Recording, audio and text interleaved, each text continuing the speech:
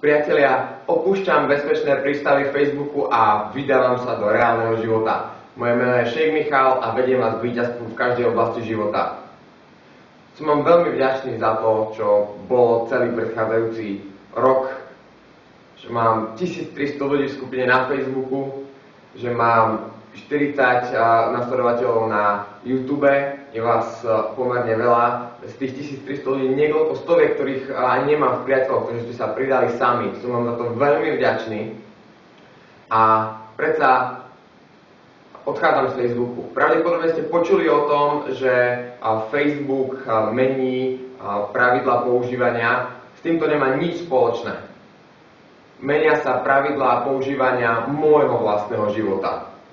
Pretože môj vlastný život zistil, že keď sedím za Facebookom, mám nejaké informácie, mám nejakú malú virtuálnu radosť, ale sú to veci, ktoré si nepamätám. A ja chcem, aby môj život bol zložený zo zážitkov, nie z informácií, ktoré len čítam, ktoré len vidím, fotiek a podobne. Chcem mať reálnych ľudí, ktorých sa dá dotknúť, s ktorými sa dá baviť, s ktorými sa dá stráviť čas. Chcem mať rok plný neskutočných, nádherných vecí.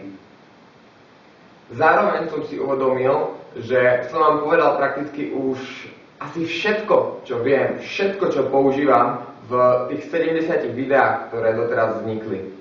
A že aj pre mňa je čas žiť všetky svoje rady súčasne. Všetky súčasne a bez kompromisov. Totiž mnoho ľudí si kladie otázku, čo ak to nedám, čo ak mi niečo nevyjde, čo ak sklamem, čo ak na to nemám. Ja mám tiež svoju otázku, čo ak, ktorá ma zožiera. A moja otázka, čo ak, znie, čo ak to dám? Čo sa stane vtedy, keď dám svojmu životu skutočných 100%? A už som mal ľudí, ktorí mi argumentovali, že joj, nemôžeš takéto veci vymýšľať, akože štýl roku 2009, keď si ešte nepoužíval takto sociálne siete. Nie. Proste, čo ak spravím 100%? Ja potrebujem poznať odpoveď.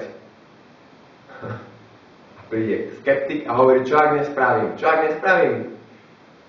Aj tak to bude viacej ako kedy predtým, a prinesie mi to oveľa viacej radosti a oveľa viacej zábavy ako kedy predtým.